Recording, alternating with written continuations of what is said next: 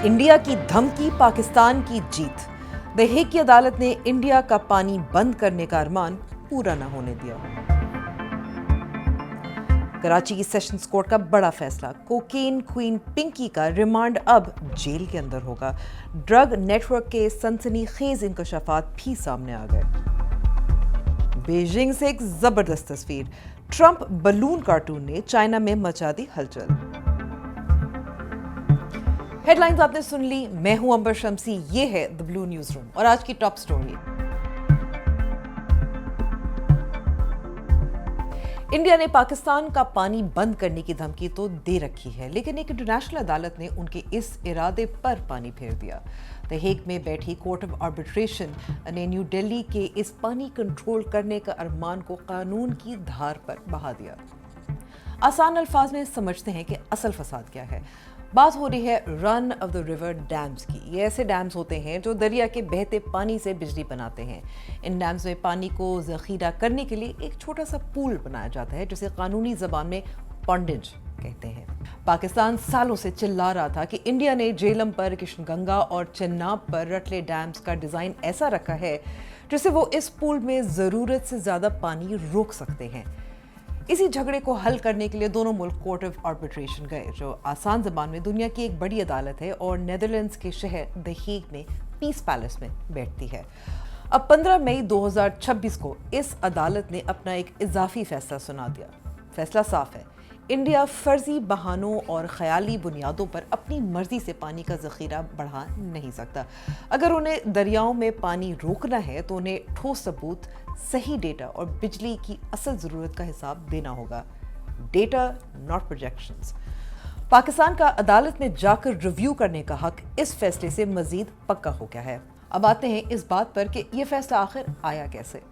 पाकिस्तान इस मसले को कल या परसों नहीं लेकर गया था। ये पूरे 10 साल लंबी कानूनी जंग है जो 2016 में शुरू हुई थी। पाकिस्तान ने वर्ल्ड बैंक का दरवाज़ा खटखटाया, जिसके बाद ये अदालत बनी। और मज़े की बात सुनिए, इंडिया ने इस पूरी प्रोसीडिंग्स का बॉयकॉट किया। उन्होंने कहा, हम नहीं खेलेंगे, हम इस अदालत को मानते ही नहीं। लेकिन अदालत ने कहा, आप आए या ना आए, कानून अपना रास्ता बनाएगा, जैसे पानी अपना रास्ता बनाता है। और फिर इंडिया की गैर हाजिरी में पाकिस्तान के ठोस डेटा की बुनियाद पर यह फैसला इस्लामाबाद के हक में आ गया। लेकिन ये कहानी इतनी सीधी नहीं है जितनी दिखती है। हमें उन हालात को देखना होगा जिनमें ये सब हो रहा है।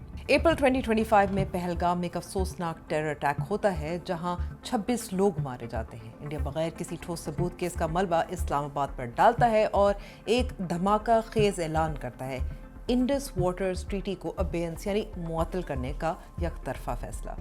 मगर सवाल यह है कि क्या आप 1960 से चली आ रही एक इंटरनेशनल ट्रीटी को अकेले ही सस्पेंड कर सकते हैं? कोर्ट ऑफ आर्बिट्रेशन ने पिछले साल जून 2025 के फैसले में ही इंडिया को उसके कानूनी हदूद याद दिलाए थे। India can not unilaterally hold the treaty in abeyance. तो फिर दोनों तरफ से रिएक्शन क्या आया? गवर्नमेंट ऑफ पाकिस्तान ने अटमोस्ट सेटिस्फैक्शन का इजहार किया, कहा कि ये स्ट्रेटेजिक जीत है और वाटर सिक्योरिटी को तहफ़्फ़ुज़ मिल गया है। दूसरी तरफ न्यू दिल्ली के मिनिस्ट्री ऑफ एक्सटर्नल अफेयर्स के स्पोक्स पर्सन रणधीर जायसवाल ने कहा, हम इस सो कॉल्ड अवार्ड को कैटेगोरिकली रिजेक्ट करते हैं, ये नल एंड वॉइड है। यानी अंपायर की उंगली उठने से पहले खुद ही उंगली उठा दी। याद रखें कि इंडस वाटर ट्रीटी यानी सिंतास मुआहदे के तहत दोनों मुल्कों के दरमियान वाटर डेटा एक दूसरे को इन्फॉर्म करने का बाकायदा मैकेनिज्म मौजूद है। लेकिन पिछले साल पाकिस्तान में आने वाले सैलाब के दौरान इंडिया ने इंडस वाटर ट्रीटी कमिश्नर्स की सतह पर पानी के बहाव का डेटा तक शेयर नहीं किया था। वो तो बाद में बस रस्म दुनिया निभाने के लिए डिप्लोमेटिक चैनल से पाकिस्तान को वॉलंटरली डेटा दिया गया। अब आखिरी और सबसे अहम सवाल, ये सब इस वक्त अहम क्यों है? क्यों इंडिया पानी पर इतना कंट्रोल चाहता है? इसकी वजह है इंडिया का aggressive hydro power expansion push. India Arunachal Pradesh और हिमालयन रीजन में सैकड़ों डैम्स बना रहा है ताकि प्रायर अप्रोप्रिएशन के कानून के तहत अपना लीगल हक पहले जमा सके। लेकिन यहाँ एक और ट्विस्ट है, इंडिया पाकिस्तान के लिए तो अपस्ट्रीम है, लेकिन खुद वो चाइना का डाउनस्ट्रीम हमसाया है। चाइना तिब्बत में यारलुंग संगपो यानी ब्रह्मपुत्रा पर 60 गीगावाट का दुनिया का सबसे बड़ा मेगा डैम बना रहा है। कल को अगर चाइना ने वहां से पानी रोका या बहा दिया तो इंडिया का वही हाल होगा जो पाकिस्तान का करना चाहता है। भारत इस जियोपॉलिटिकल ट्रैप से निकलने के लिए पाकिस्तान के हिस्से के पानी पर कंट्रोल चाहता है ताकि अपना कुशन रख सके। और अब आज का in the spotlight segment Karachi से।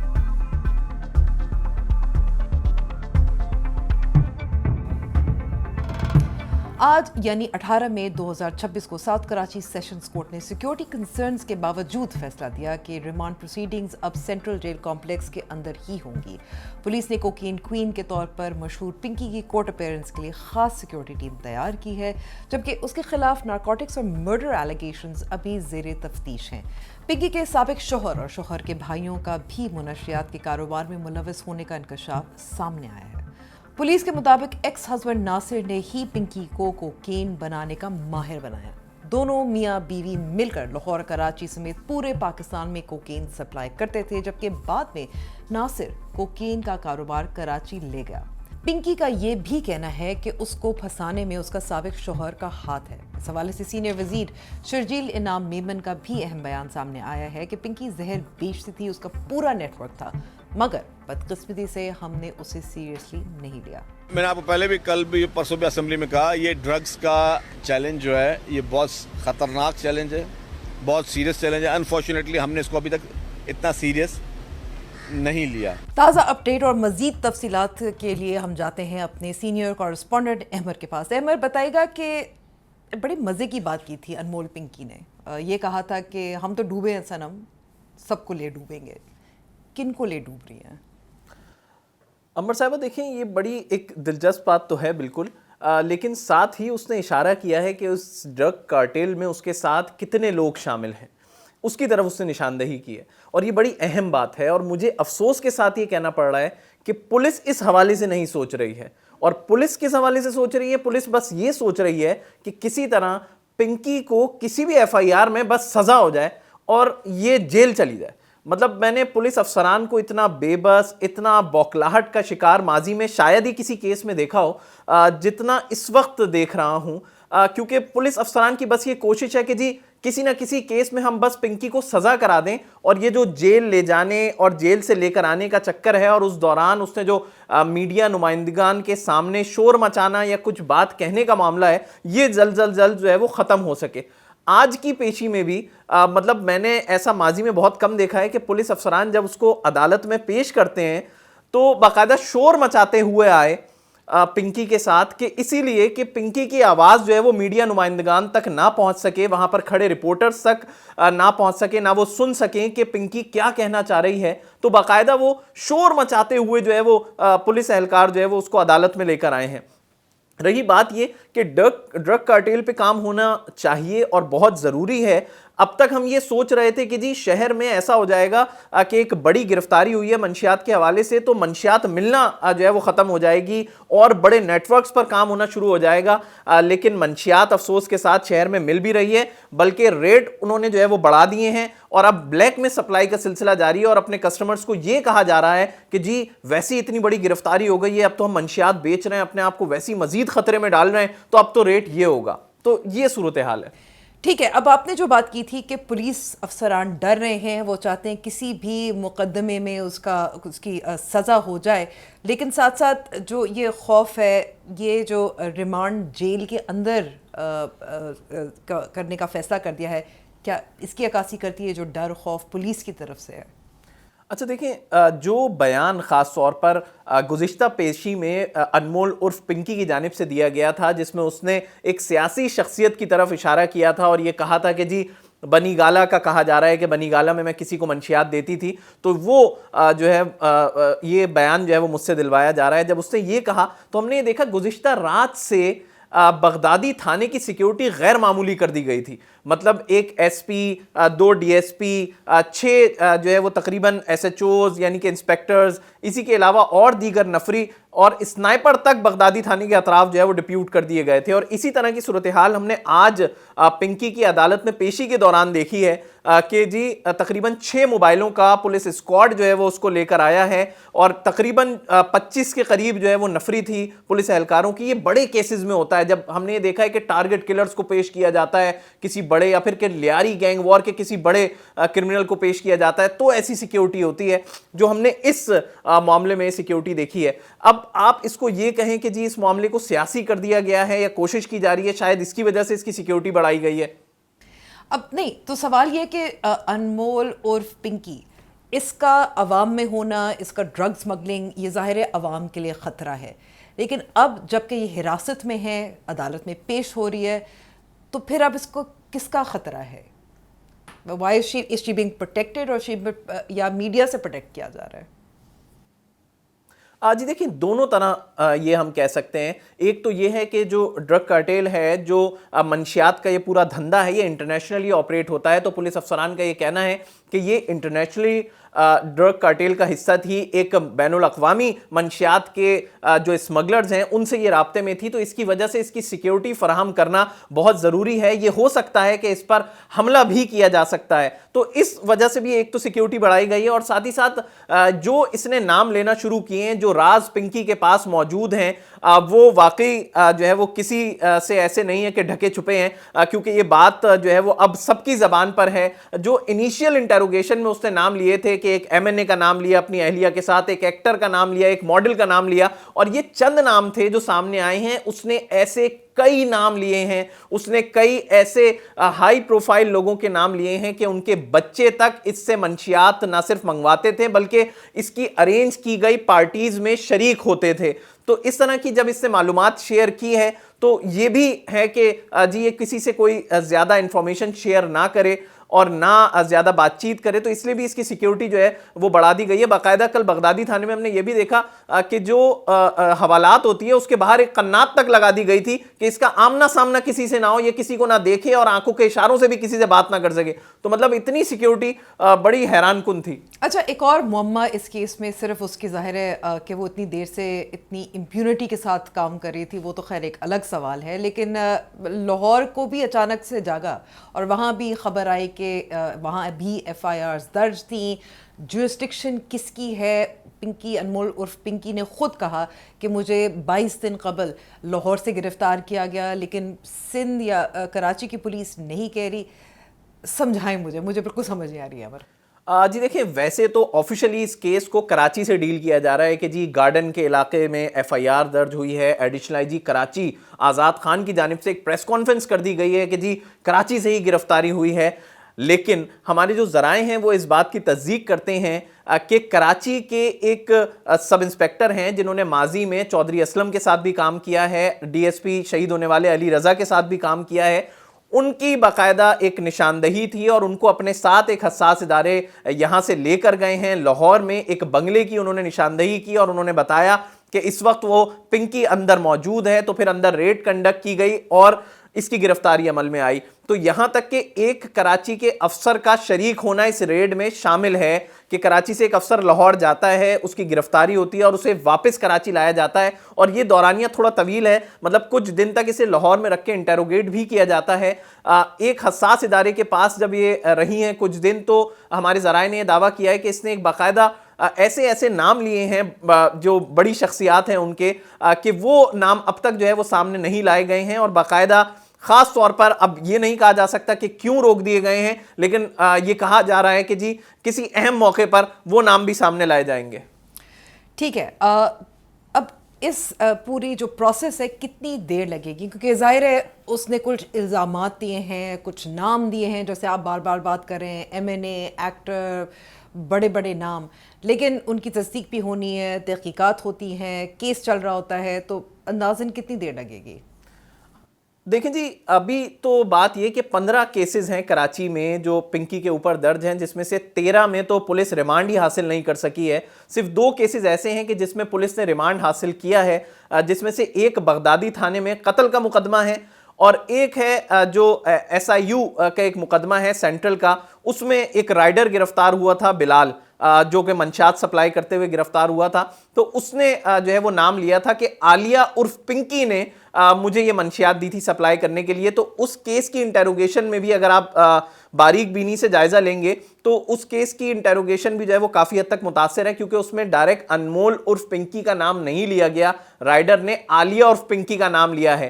اسی طرح جو دوسرا کیس ہے بغدادی تھانے میں جو قتل کی دفعات کے تحت درج ہوا ہے, اس میں بھی پولیس بڑی بوکھلاہٹ کا شکار دکھائی دیتی ہے ہمیں. اس کی وجہ یہ ہے کہ جی وہ ایک نامعلوم شخص کا کیس ہے جو کہ منشیات کے عادی افراد, جنہیں عام زبان میں ہم ہیروئنچی کہتے ہیں, کہ جی اس کی لاش جو ہے وہ ایک سڑک کنارے سے ملی تھی اور اس کی جیب میں سے یہ ایک ڈبیا ملی جو کہ انمول عرف پنکی جس میں منشیات سپلائی کیا کرتی تھی, تو وہ ڈبیا ملی تھی اس کی جیب میں سے. اس پر پولیس نے مقدمہ درج کیا اور وہ بھی ایک راہگیر کی مدعیت میں مقدمہ درج ہوا ہے.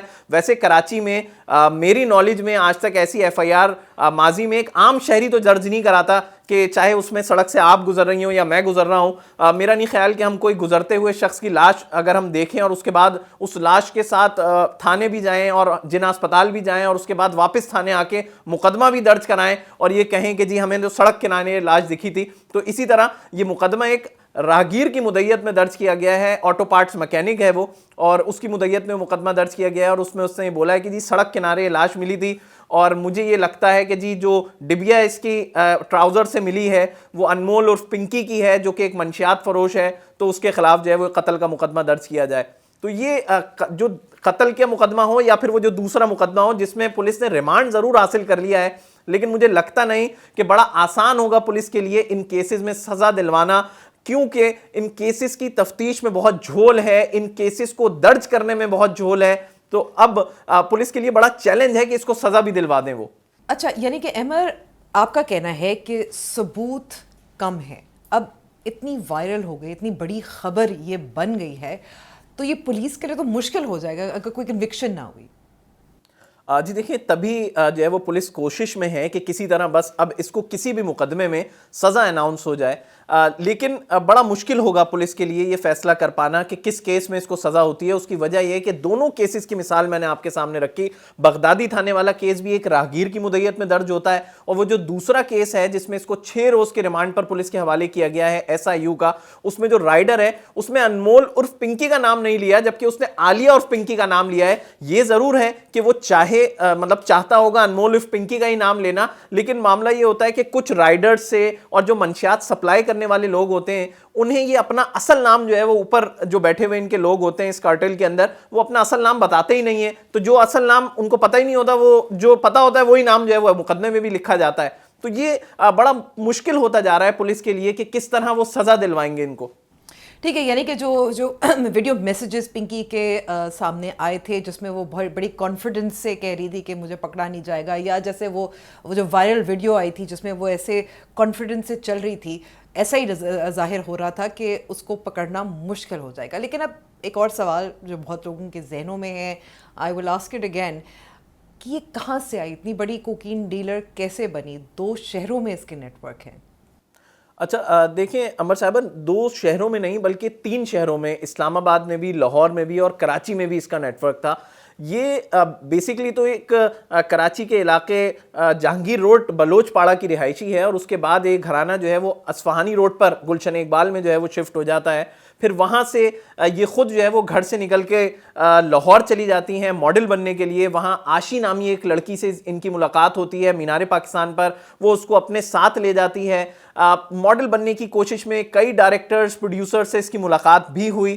وہاں پر اس کی ملاقات ایک رانا نامی شخص سے ہوتی ہے جو کہ بعد میں اس سے شادی بھی کر لیتا ہے. تو اس طرح کر کے ایک طویل عرصہ ہے جو اس نے لاہور میں بھی گزارا ہے, اور ابھی جو ہے یہ کافی عرصے سے, جب ارغمان والا کیس ہوا تھا, ارمغان والا, تو اس دوران یہ کراچی میں تھی, لیکن جب اس میں ڈرگز مافیا کے خلاف کارروائی شروع ہوئی اس کیس کو لے کر تو یہ لاہور جو ہے وہ چلی گئی تھی. تو اس طرح اس نے ایک نیٹ ورک باقاعدہ انٹرنیشنل کچھ گینگز ہیں ان کے ساتھ بھی یہ رابطے میں آ گئی تھی. باقاعدہ نائجیریا سے اس کے لیے جو وہ منشیات آ رہی تھی, जो इसने व्हाट्सएप नंबर एक यूज कर रही थी वो भी नाइजीरिया का था, वहां से बाकायदा इसको सिम जो है वो डिलीवर की गई थी ताकि इसकी लोकेशन जो है वो ट्रेस ना हो सके। तो ये तकरीबन साल 2017 से इस तरह काम कर रही थी, बाकायदा इसी मंशियात के धंधे में इसने अपने भाइयों को भी शामिल कर लिया था इस नेटवर्क को बढ़ाने के लिए। तकरीबन 10 के करीब राइडर्स थे जो बाकायदा इसके पे रोल पर थे, इनको माहाना पैसे दिए जाते थे। 2 खवातीन थी, एक बेबो नाम की हैं और एक हिरा नाम की है। 2 खवातीन इसके साथ जुड़ी हुई थी जो इसको असिस्ट करती थी। इसी तरह बाकायदा एक कोच सर्विस का नाम आता है कि जो बलूचिस्तान से कराची उनकी कोच सर्विस चलती है, तो उनसे ये राब्ते में थी। बलूचिस्तान से जो मंशियात आती थी तो बाकायदा उस कोच सर्विस के जरिए जो है वो कराची लाई जाती थी और फिर जो है वो इस तक पहुंचा दी जाती थी। तो एक पूरा नेटवर्क था जो तकरीबन 60 के करीब लोग हैं जो इसमें शामिल हैं। और ऐसा नहीं है कि जी कराची में ये सिर्फ एक नेटवर्क था या पंजाब में अगर हम लाहौर और इस्लामाबाद की बात करेंगे जी सिर्फ एक नेटवर्क था और उसको अब बर्स्ट कर दिया गया। शहर में तकरीबन ऐसे 25 के करीब नेटवर्क जो है वो काम कर रहे हैं। हसास इदारों ने उस पर मालूमात जमा करनी शुरू कर दी है और एक रिपोर्ट मरतब की जा रही है। 25 के करीब नेटवर्क जो है वो सामने आए हैं जो मजीद ऐसे मंशियात का नेटवर्क चला रहे हैं और अब उनके खिलाफ भी कार्रवाइयां तेज कर दी गई हैं। ये नेटवर्क बड़ा मुनज़्ज़म अंदाज में काम करता था, बाकायदा जैसे एक पिज़्ज़ा और एक बर्गर जो है वो हम घर में डिलीवर कराते हैं उस तरह ये मंशियात घर में डिलीवर करते थे। लेकिन इनका अंदाज थोड़ा सा डिफरेंट इस तरह होता था कि जो राइडर होता था वो कस्टमर की शक्ल नहीं देख पाता था और उसकी वजह ये होती थी कि राइडर जो है वो घर के दरवाजे पर, घर के कोने पर कई मंशियात रखकर उसकी तस्वीर खींचकर उस शख्स को भेज देता था कि जी यहां पर मैंने मंशियात रखी, आप आके उठा लो, और उसके बाद वो चला जाता था और पैसे तो ऑनलाइन पहले ही ट्रांसफर हो जाते थे। तो एक मुनज़्ज़म नेटवर्क की सूरत इख्तियार कर चुका था ये पिंकी का पूरा नेटवर्क। ठीक है, हमने उसकी वो टिन्स जो हैं ब्रांडिंग भी देखी है, जिस तरीके से अपना नेटवर्क ऑर्गेनाइज करती थी वो भी देखा है। आपने बहुत साल आप क्राइम रिपोर्टर रहे हैं, बड़े बड़े आपने ऐसे जराइम पेशा अफराद भी देखे हैं। फिल्म बनी चाहिए इस पर, क्यों इतना लोग फैसिनेट हो रहे हैं? क्योंकि खातून है? जी देखिए, वैसे ऐसा नहीं है कि ये पहली खातून है। वैसे तो मंशियात के कारोबार में वाबस्ता जो है वो ज़्यादातर मर्द हजरात हैं, लेकिन ट्रांसपोर्टेशन के लिए ख़वातीन का इस्तेमाल होता आया है। जैसे अभी अब से चंद दिनों पहले क़ायदाबाद में गिरफ्तारी हुई है मलका नामी खातून की, उनसे 35 किलो चर्स बरामद होने का दावा किया पुलिस ने, लेकिन वो बेसिकली कोई खुद ड्रग डीलर नहीं है। जब हमारी बात हुई वो एक बेसिकली सप्लायर है, यानी कि खातून, क्योंकि खातून अगर एक बच्ची के साथ हो तो पुलिस रोकती नहीं है, पुलिस जाने देती है ना, चेकिंग करती है, क्योंकि लेडी कांस्टेबल हर वक्त पुलिस के साथ नहीं होती है। तो इसीलिए उन्होंने जो है वो खवातीन का सहारा ये लेते हैं ड्रग्स को ट्रांसपोर्ट करने के लिए। बहुत कम केसेस में एक नरगिस नामी खातून का नाम आता है कि जी वो भी एक बड़ा ड्रग कार्टेल जो है वो चला रही हैं। इसी तरह अनमोल उर्फ पिंकी का नाम आता है। तो खवातीन कम हैं जो कि बाकायदा खुद जो है वो इस ड्रग्स का इस तरह कारोबार चला रही हूँ। जहाँ तक बात है कि जी बिल्कुल फिल्म बननी चाहिए, इसको इस तरह भी बेनकाब करना चाहिए कि ये कैसे कारोबार जो है वो किया जाता है और फिर कैसे एक आम शहरी इससे मुतासिर होता है और कैसे वालिदैन कम से कम अपने बच्चों को बचा सकते हैं इस लानत से। तो ये बड़ा ज़रूरी है कि ख़ास तौर पर वालिदैन जो है वो नज़र रखें अपने बच्चों पे और ज़रूरत से ज़्यादा पैसे, मैं ये कहना चाहूँगा यहाँ पे कि ज़रूरत से ज़्यादा पैसे अपने बच्चों के हाथ में ना दें, और या अगर दे रहे हैं तो इस बात पे नज़र रखें कि वो क्या चीज़ खरीद रहे हैं, कहीं ऐसा ना हो कि वो पैसा दे के अपने लिए ही जहर खरीद रहे हो। बहुत बहुत शुक्रिया अमर तफसीलात से आगाह करने के लिए, और ज़ाहिर है नुक्ता पे आप हमें अपडेट करते रहेंगे जो भी डेवलपमेंट्स इस केस में हुई। और बहुत बिल्कुल सही बात जैसे अमर ने भी कही कि ऐसे लोग जो ड्रग डीलर्स होते हैं, चाहे खातून हो चाहे मर्द हो, वो इसीलिए ताकतवर बन जाते हैं क्योंकि लोग इनसे ड्रग्स ख़रीदते हैं। और अब हमारा ट्रेंडिंग सेगमेंट।